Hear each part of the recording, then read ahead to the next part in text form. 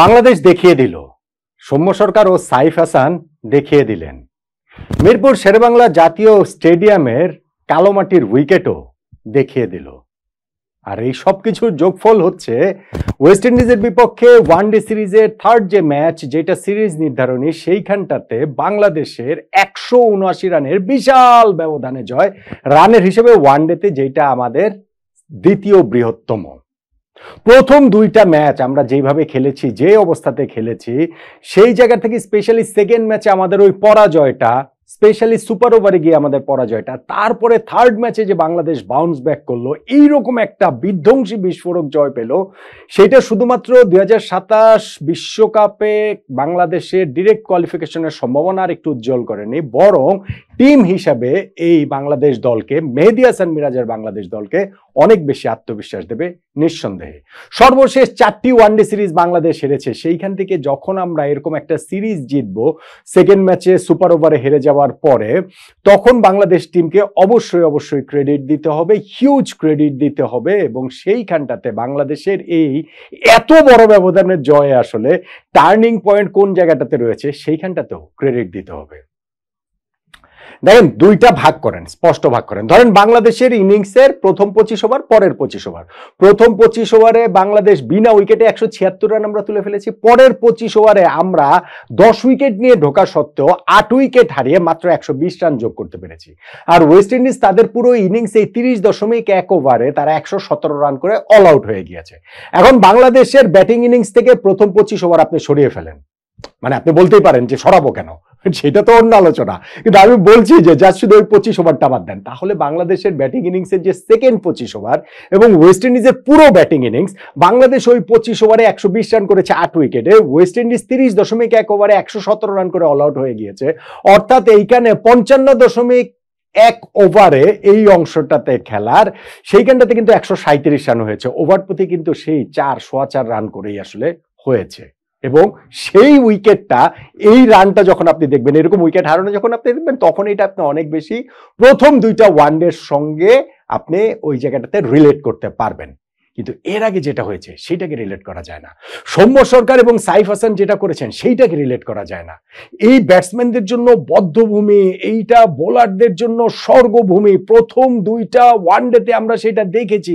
স্পিনাররা এই জায়গাটা থেকে কিরকম পারচেস পেয়েছেন। ওয়েস্ট ইন্ডিজ তো তাদের ওই যে এক ইনিংসে 50 ওভারই স্পিনার দিয়ে করিয়ে রেকর্ডটাই করে ফেলেছিল। ফলে দুটো দলে আজকের ম্যাচে যে অভিন্ন একাদশ নিয়ে খেলতে নেমেছে, সেটাতে খুব একটা সারপ্রাইজিং কোনো এলিমেন্ট ছিল না।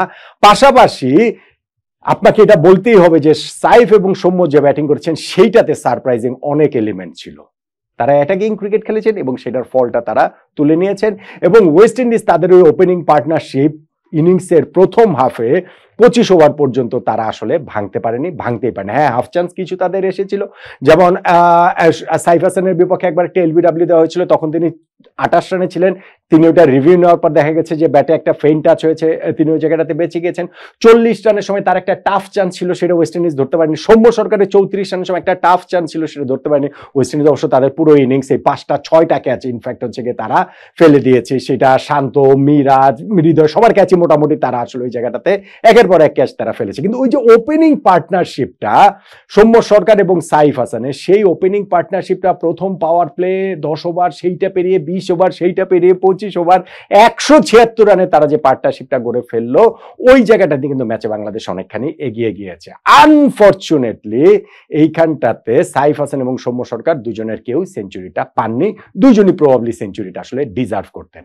সাইফ হাসানের ওয়ানডে ক্যারিয়ারে ফার্স্ট 50টাতে তিনি 72 বলে 80 রান করার পরে তিনি আউট হয়ে গিয়েছেন। 6টা ছক্কা এবং 6টা চার তিনি মেরেছেন। আর সৌম্য সরকার আরো খানিকটা এগিয়ে গিয়ে 86 বলে 91 রান করার পর 90s-এ ঢুকে তিনি আসলে আউট হয়েছেন। ফলে সেঞ্চুরিটা তিনিও মিস করেছেন। আর এই প্রথম যখন পার্টনারশিপটা ব্রেক হলো, এই দুজন পর আউট হয়ে গেলেন, বাংলাদেশ তারপরে কিন্তু পরের অংশের ব্যাটিংটাতেও স্ট্রাগল করেছে। মোটা দাগে আপনি সেটা অবশ্যই বলতে পারেন।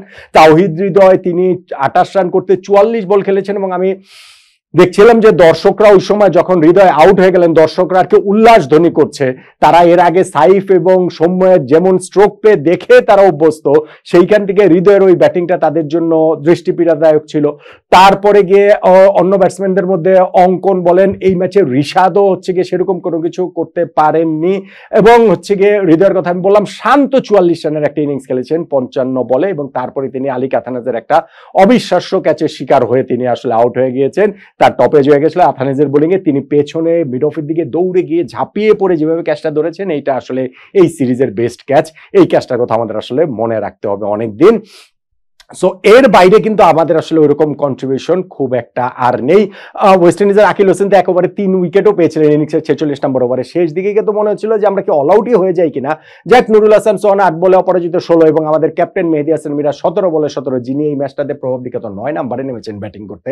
সো ওইটাতেই আমাদের স্কোরটা 296 পর্যন্ত যায়। কিন্তু যখন আপনি ওপেনিং পার্টনারশিপে 176 রান 25 ওভারে তুলে ফেলবেন, তারপরে অন্তত পক্ষে 300 না হওয়াটাও ডিসঅ্যাপয়েন্টিং। কিন্তু বাংলাদেশ যেভাবে বোলিং করেছে তাতে করে ওই ডিসঅ্যাপয়েন্টমেন্ট আর থাকছে না।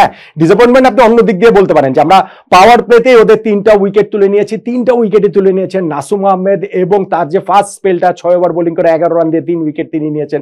এরপরে আমাদের ওইখানটাতে তানভীর উইকেট পেয়েছেন 2টা, মিরাজ তো উইকেট পেয়েছেন 2টা, ঋষাদ 3টা উইকেট পেয়েছেন, এবং তাতে করে ওদের 117 রানে আমরা অল আউট করে দিয়েছি। কিন্তু 100-র মধ্যে কেন পারলাম না? মানে আপনি চাইলে বলতে পারেন 67 রানে ওদের আমরা 7 উইকেট তুলে ফেলেছিলাম, 97 রানে 9 উইকেট ফেলে দিয়েছিলাম, 100-র মধ্যে ওদের অল আউট করে দেওয়া সম্ভব ছিল। সেই ক্ষেত্রে আমরা আমাদের ওয়ানডে ইতিহাসে রানের হিসাবে সবচেয়ে বড় ব্যবধানে জয়টা পেতাম, সেটা হয়নি।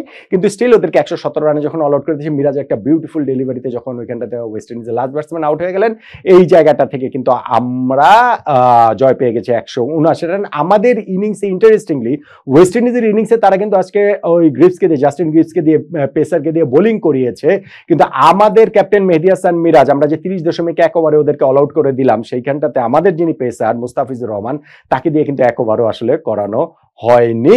তাহলে এই যে ম্যাচটা যে জিতলাম, যেটা বাংলাদেশের কনটেক্সটে গুরুত্বপূর্ণ, 2027 বিশ্বকাপের কথা আমি বলছিলাম যে এই ম্যাচ জয়, সিরিজ জয়ের মাধ্যমে এখন কিন্তু আমরা র্যাঙ্কিং এ 10এই রয়ে গেলাম, ওয়েস্ট ইন্ডিজ 9এই রয়ে গেল, কিন্তু আমাদের রেটিং এর পয়েন্টের ব্যবধানটা কিন্তু একটু কমে এসেছে। আমাদের রেটিং এখন 76, ওয়েস্ট ইন্ডিজের 79, অর্থাৎ মাত্র 3 রেটিং পয়েন্টের ব্যবধান।